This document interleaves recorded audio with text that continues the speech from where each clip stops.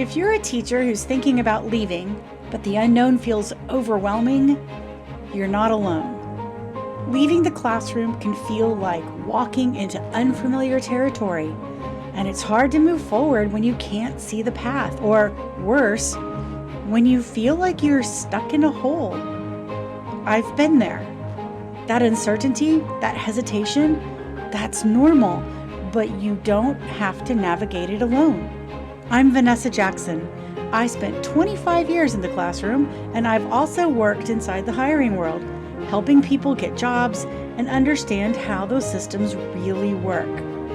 Now, I help teachers just like you navigate that in-between space so that you can move out of burnout and into a career outside the classroom that actually fits. This is Teachers in Transition. Let's get you out and into what's next.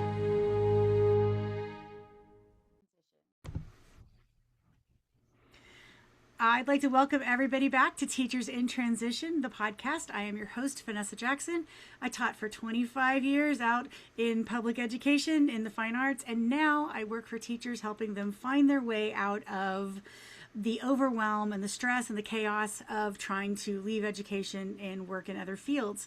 And today on the podcast, we have Jeremy Schifeling with us, who is a best-selling author and an expert in the AI field, which I'm so excited to talk about because let's talk about the elephant in the room. We have all these conflicting messages about AI. Use AI, use AI. You know, AI is not okay. And can we start with that little contradiction in terms? Absolutely. First of all, I have to say, just like you, former educator, taught kindergarten in Philly in New York back in the day. And then I was actually working for Khan Academy when ChatGPT came out, and we got early access. They wanted us to use it to see if we could help schools, help teachers. And I totally agree with you, Vanessa. It's this double-edged sword. At first, we were blown away. Look at all this great stuff it can do. It can develop curricula, it can develop lesson plans. And then we started to see the dark side, the hallucinations, the student cheating. And so even 4 years into this whole venture, I'm still torn, but I'm curious to hear what you think and would love to get this conversation started. Well, one of the new buttons on LinkedIn is if you looks like AI slop to me, which has just blown my mind because of all the places of, we have this AI that we would love to rewrite with AI for you. Why don't you try it out? And I think it is a double-edged sword. I think AI is best used as a thought partner. I think it has to be trained. Little sidebar here, sitting on my feet that we cannot see is a large 80-pound Rottweiler. Same thing. If they're not trained, if they're not brought up correctly, you've got something that can run amok and cause a lot of damage. So, I'm already predisposed to proper training. For example, I use ChatGPT.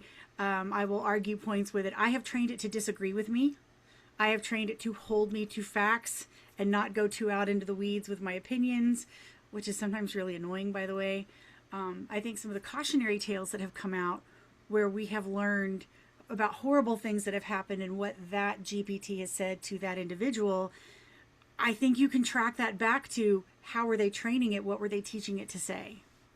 Yes, yes. And I love that idea of training because I think it applies both to our students and to ourselves. Obviously with students, if left to their own devices, they're going to say, AI can do the thinking for me. AI can do the writing for me. And they're never going to grow those muscles. So we have to really hold them to account, like you said, Vanessa. But the same can be true for us. Let's say you're contemplating leaving the classroom. You have to put together a resume for the first time in 10 years.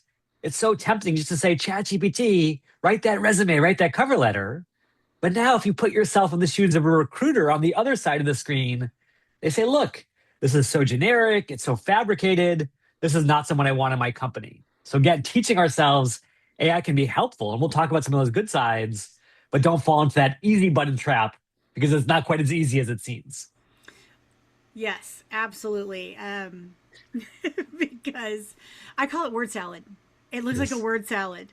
And it reminds me of those technical manuals where technically all the words are English, but I don't know what it says. So, um, so a lot of times when I'm working with people, the biggest challenge that I find that teachers have is translating their teacher skills to corporate language. And I think AI can be very useful in that pursuit. What are Absolutely. what is your verdict there? Yeah, I think this is huge. Like one of the big challenges that I felt as an educator moving into the tech sector, I've also coached military veterans breaking into civilian roles, is so often the language and the culture that we're coming from prevents us from getting ready for the language and the culture of the next organization because we're carrying that baggage of all this stuff that those people don't understand. The beautiful thing about AI is it's not good at fabricating new stuff because it just hallucinates, but it's very good at translation. So if you say, hey, here's everything I did in the classroom, now change that to corporatese, to the specific keywords that recruiters in corporate America want, all that discussion about classroom management, lesson planning, curriculum development, that's project management, that's leadership, that's organization, that's cross functional collaboration. Now you're speaking the language of an insider, not an outsider. And that's how you want to position yourself. Yes, and I built a little shameless plug here.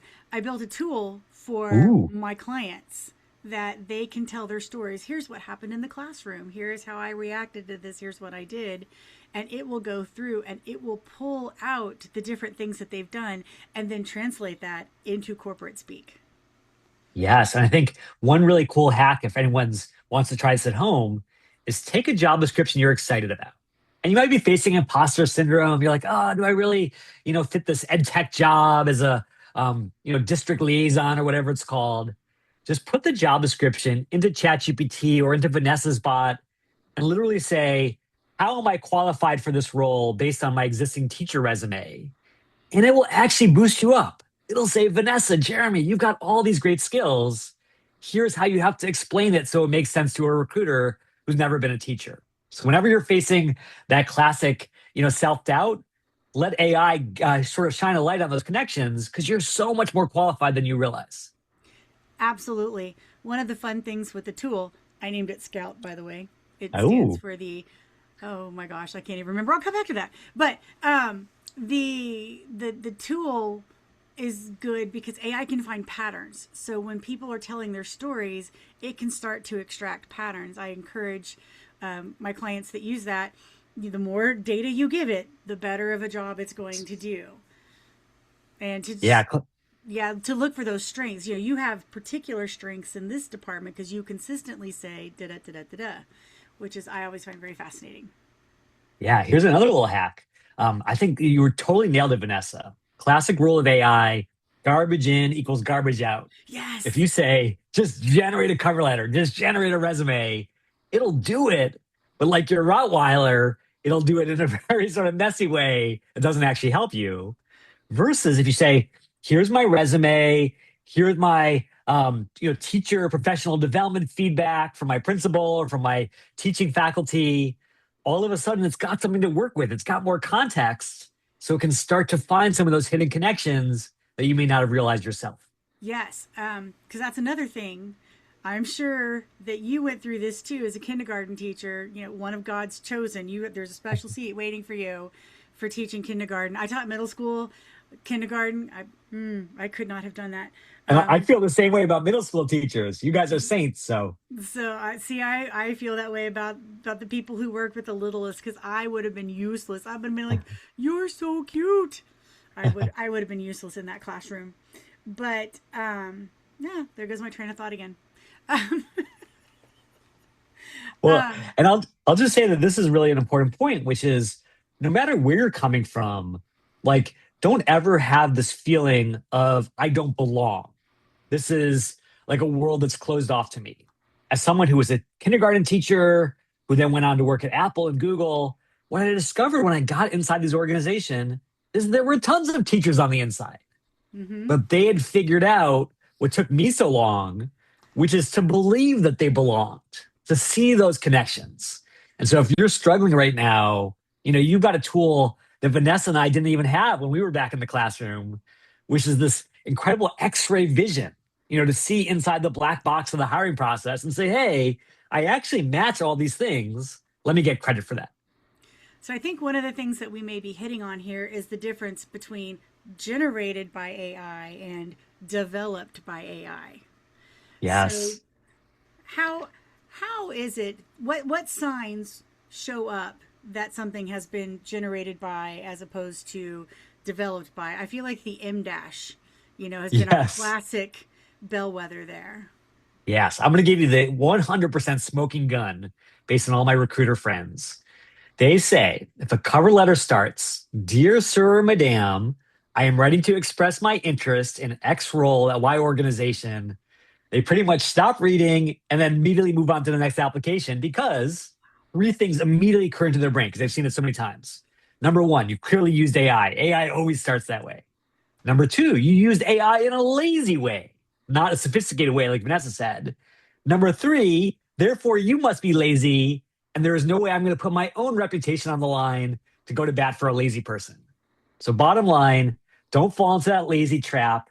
Use AI to understand what does this organization care about? What are their values? What do they need done at the end of the day? How can I prove that? Not just how can I check this box as fast as possible? Oh, that's an excellent point. I love that. Okay, so all right, the next big question, and I'm going to reference an older movie here, Real Genius. Have you seen it? Ah, the yes. the scene where we get to the point where there's a montage because it's an 80s movie, and Mitch keeps going to class, and there's fewer and fewer kids in class and more cassette recorders. And then on the final day, he walks in, and you just see him look so defeated. And there's no humans in the class, it's just a bunch of recorders. And then a reel to reel from the professor that says, "This can be hard to hear, listen closely." And I feel like we're getting to that point. Several there's a lot of job descriptions that are written by AI, which are their own word salad, that now we're trying to extract and figure out how to write a resume that's tailored to that and meets that. But let's just say everybody's using AI to tailor their resumes to the word salad. Aren't we just going to end up with a bunch of resumes that look the same? Yeah. It's like this AI arms race, right? Job seekers using AI, recruiters using AI, employers using AI. Everyone's just trying to out AI each other. And I think the way to step off that broken treadmill is to come back to the humanity, the thing that got you into teaching in the first place. Like you didn't go into teaching to become part of a bureaucracy. You got into teaching because you wanted to help other people. And I think what you can think about when you apply for a job is what's the pain point behind the hire? Here we are in 2026. It's kind of a crappy job market, I'll be honest. It's a If a dumpster hiring fire. manager, yeah, that's right. If you're gonna stick your neck out in the middle of this dumpster fire as a hiring manager and say everyone else is doing layoffs, but I actually want to hire, that's a huge risk. And you are taking this risk because you have real problems to solve. Imagine you work at Khan Academy, and as a nonprofit, your big goal is I got to serve more kids, I got to get more schools involved, I got to help more teachers, but I have a small staff. How do I do that? And now, when you sit down to write the cover letter or write the resume, don't just think, how can I put in some keywords that make another AI happy? But how can I put in the solutions that my future boss is going to crave? Show him or her, hey, I understand that you're facing these huge challenges. Here's how I solved them in my classroom. Here's how I can solve them for you. If you're speaking that human language of actually solving real problems in the real world, you're already standing out compared to all the AI bots. I love that. And you're almost kind of walking into another problem that we find as job seekers out in the market. You've got the ATS whose only job is to get rid of most of the applications before human Yes. sees them. I think of it as a little Gandalf going, "You shall not pass." But then once it gets past that, now a human has to interpret what made it pass. So you're really writing for two audiences at this moment. So the keywords I think are important because otherwise you don't get through that gate unless you've gotten through it other ways by networking and making friends, which that's really the way to go. But it does also have to make sense to it also has to make sense to a human that Yeah. reads it in the setting of a recruiter or a hiring manager. But let's pivot a little bit to talking about how the teachers who listen to this podcast, who are still in the classroom, how can AI help them in a world where everybody thinks they can do 5 jobs and in one 8-hour day, which is of course impossible. Yeah. Well, I love what you shared there because this is really, I think, teachers' superpower. so many job seekers approach this whole ATS gauntlet that we were talking about as a pure little game where I'm just trying to get all these keywords matched up, and maybe that'll work. Maybe that'll get you through. But then, as you said, you still have to have a human recruiter read your resume and decide whether they like you, whether they can trust you. And I think the huge teacher advantage here is that we understand the idea of empathy intrinsically. When you get up in front of your classroom, you're not staring out at 25 widgets. These are 25 individual children, each with different needs, different understandings, different backgrounds. And we understand that as teachers as part of our job. So, what I want you to do when you apply for your next role is not just focus on this robotic ATS, but the human behind it and what they're struggling to find, what they need to get their job done. And then when you write that resume, yeah, it's going to have the keywords. It's going to get you through that first test, that first Gandalf. But number two, when a human reads it, they're going to say, whoa, this person is focused on the specific role. They've shown me what they can do in the past. And now they're showing me what they can do in this specific challenge that I'm facing today. And I think if you can deliver that to Gandalf, you will have the one ring or the one resume to rule them all. That is the goal. That is the plan there. Um, So, and another thing that I've really been bouncing off of lately is the idea that AI can automate so many things and it can make so many things easier. We're losing entry level jobs, and Yes. what we're also losing are the bottom rungs of the career ladder, because people don't spring out of college with 5 or 10 years experience, and so there's gonna. I'm predicting an interesting mismatch in corporate America. I'm just wondering what you're observing. Yeah, my crystal ball prediction is exactly the same, which is these couple of years that we're living through right now, which is kind of this no hiring, everyone's job hugging, just trying to hold on for dear life. It's going to come back to haunt them when they say, okay, it's 2027 and we have no junior bench, no entry level folks to promote to managers. And yet we've got a ton of work to get done because the world is accelerating faster than ever. And so I do think there is going to be an explosion in hiring in the future to make up for this gap of these last couple of years. And see, That being I said, think, oh yeah, go for it. What do you think, Vanessa? I'm curious. well, no, I was going to say, at this point, I think teachers are going to become increasingly valuable because they're Ah, used to herding all the cats and yes. bringing people back up to speed very quickly. Um, I could go off on a 30-minute side rant about what standardized testing has done to our country and how people think and learn or don't think and don't learn. But I will say we've created a situation where teachers have to do a lot of hand holding and a lot of leading to get people where they need to go because we ask them to do developmentally inappropriate things too young. That's going to come back and bite us later too. And I think teachers will be extremely valuable in the workforce, bringing everybody back up to speed. Absolutely. But I do want to come back to something you had mentioned a second ago, Vanessa, which is this idea of relationships. Because I want to be really honest with your audience. If you're coming straight from the classroom and you want to go work at a nonprofit or education technology organization or anything in corporate America, you are going to be at a disadvantage compared to the people who are already there. Think about how risk averse people tend to be in general. They say, hey, why would I trust this brand new person when I can go with the proven insider? However, the way you overcome that is not through keywords, not through AI, but through relationships. Because if you can build a connection on the inside with an insider, you become an insider yourself, even if you get to step foot inside that organization. And so, my challenge to every educator out there is even if you're not ready to take the plunge, start planting the seeds today. Find someone maybe who went to college with you or a friend of a friend, and we can talk about all the LinkedIn things, who basically is doing a job that you're curious about. Maybe you want to understand what it's like to work on the other side of the house as an ed tech vendor versus an ed tech user.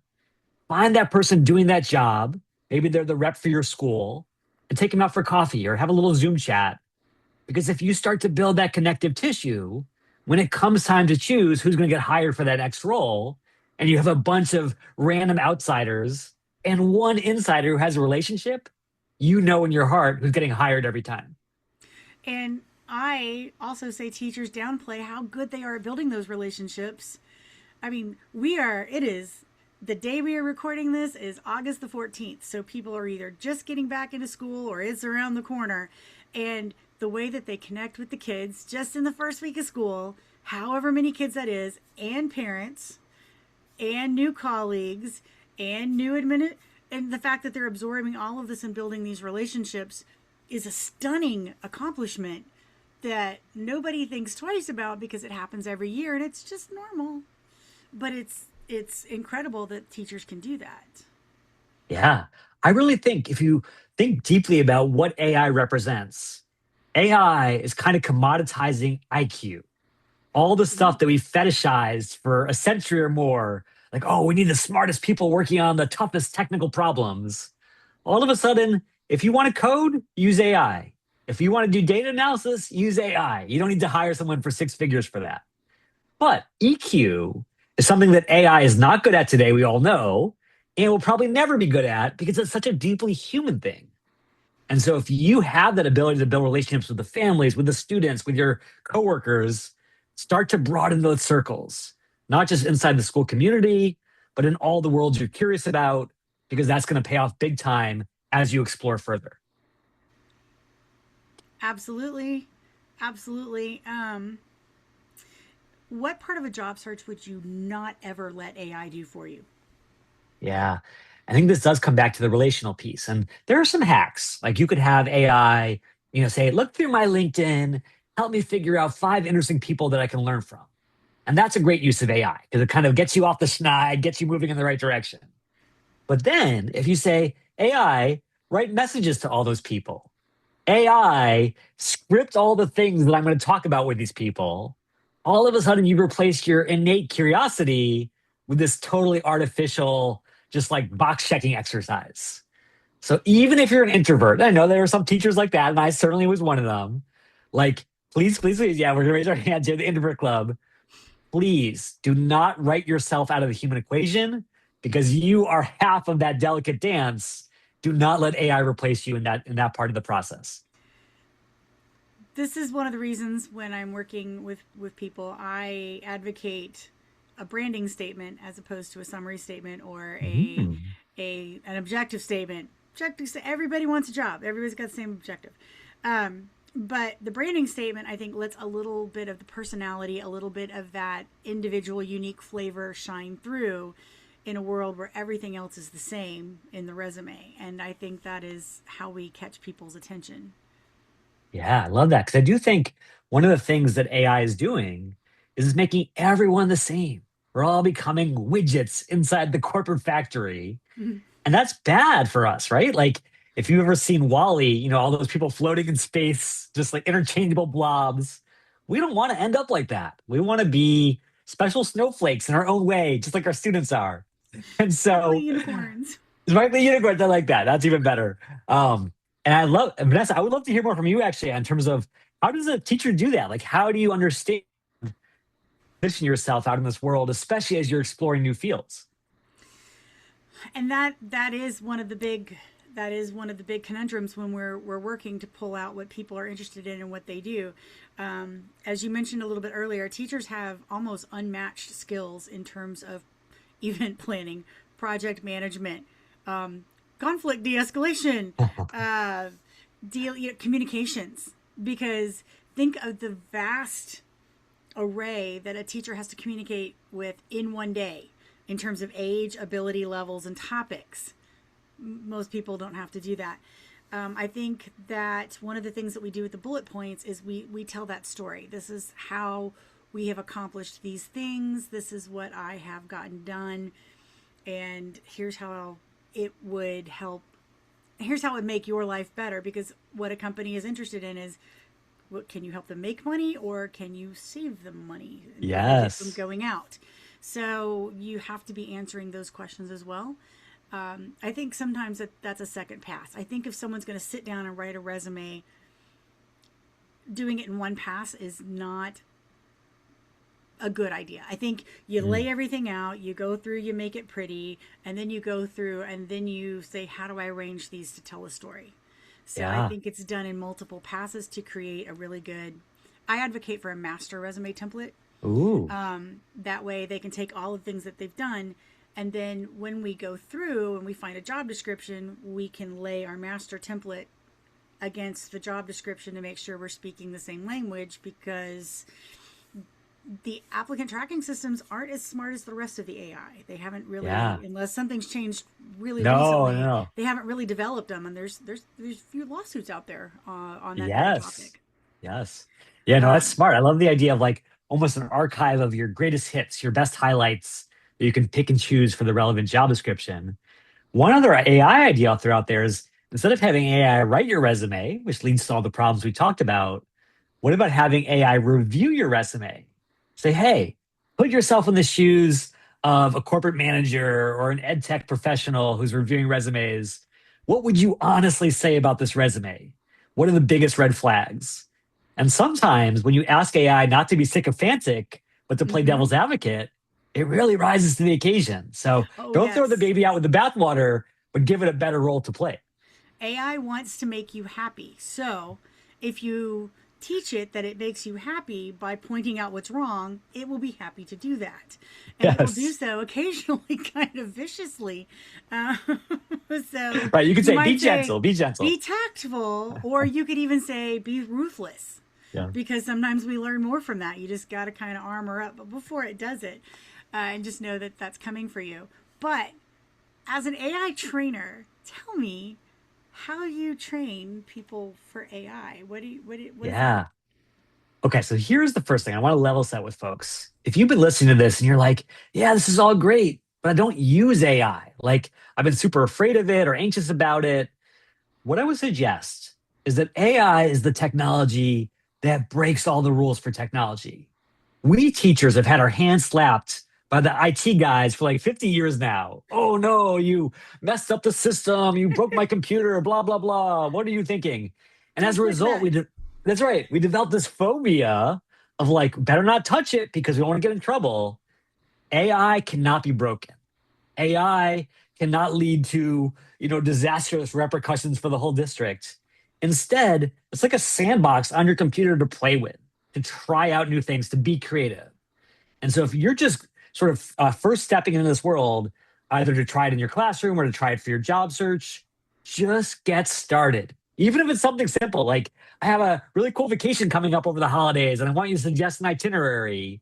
See what it can do, get a sense for what its capabilities are, and then you'll be so much wiser using it with your kids or with your hiring manager because you started to understand it viscerally, not just by watching us talk about it. I love that. Okay, so I like to make sure every week that there is some sort of, I call it a teacher hack, and Yes. it's designed to save us in one of the three ways that we pay: time, money, or stress. Do you have Yes. a good teacher hack for us? Absolutely. And so, my number one hack for teachers, and I think this has to do with all of those things, well, at least time and stress, is I feel like there are all these moments in the teaching day when we just need something to diffuse, the tension that's built up. And especially in elementary school where you've been with the kids for like 6 or 7 hours, you're like, I just need 10 more minutes to get to that bell ringing at the end of the day. AI, even though it's crazy, even though it hallucinates, is crazy good at coming up with creative ideas. So if you say, I've got 10 minutes to fill, my kids are about to explode, my brain is about to explode, what can we do that kids will love? You will be shocked at the crazy funny things that it comes up with, whether it's doing like a group Mad Lib that it generates for you, or even generating a song or a picture or whatever. So see if AI not just going to come in and solve brain cancer, but if AI can help you solve those 10 minutes that get you to the bell, that gets you to sanity, give it a shot because it is strangely creative. And it's the first time I've ever seen technology play that role. I love that. Okay. So, and you have several books out. How can people find out more about you if they want to read your book or read your webpage or Yeah. connect with you? So in true teacher tradition, I'm going to turn this into a little bit of homework. I know we teachers like, we don't do homework, we give homework. Let me take, My wait, I got to homework, take notes. that's right. My homework for you is I hate to say it, but LinkedIn is kind of the global hub of hiring these days. And I know we teachers are like, oh, LinkedIn, another annoying social network. I want you to go onto LinkedIn, even if you've never used it before, create a profile. You can just like upload your existing resume and then connect with me. because I want you to see that it's a safe space. It's not like TikTok or Instagram. You can connect with people who are new to you, connect with people that you already know, and then start to get known for being awesome at what you do. So my challenge is happy to chat more, happy to share more ideas, but come join me on LinkedIn because that's where the action is. Ooh, and if you have spurned people to go create LinkedIn pages and they haven't connected with me yet either, they should also do that. I'm just going to Yes, say that. Vanessa is the hub of this whole world. So And I will have that plug in the in. show notes so it'll make it easy for people to find and connect with. So I want to thank you so much for taking the time to come on the podcast and talk today, because this is such a timely thing, and the rules are changing so quickly that it's almost hard to keep up with. And I really appreciate the very grounded and common sense tips that we've gotten today. Jeremy, thank you. Hey, it was my pleasure. Thank you for the opportunity, Vanessa. And thank you to everyone listening out there. I know teaching is the toughest job in the world, but it's also one of the most important jobs. So thanks for all you're doing. And if you choose to take that skill to that next place where you can contribute in the world, I wish you incredible success making that giant dent in the universe in all that you do. Thank you so much.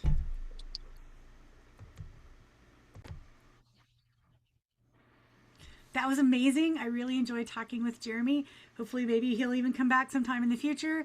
But definitely check out his books and his webpage and connect with him on LinkedIn, as we were given our homework to do. I want to take this moment and I want to remind you that my book, Invisible Excellence, The Hidden Value of Teachers Beyond Teaching, is in its pre-sale phase, which means we are crowdfunding for the publishing of it, and we are trying to raise $15,000 in 4 weeks.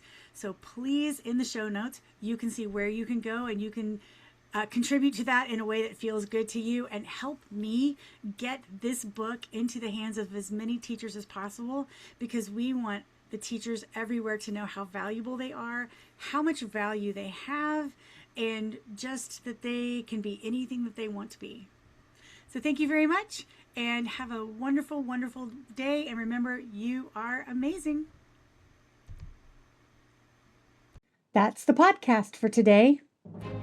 If you liked this podcast, tell a friend. And don't forget to rate and review wherever you listen to your podcast. It helps the podcast grow. Tune in weekly to Teachers in Transition, where we discuss job search strategies as well as stress management techniques and motivation. And I want to hear from you. Please reach out and leave me a message at vanessa@teachersintransition.com. You can also leave a voicemail or text at 512-640-9099. I'll see you here again next week, and remember, you are amazing.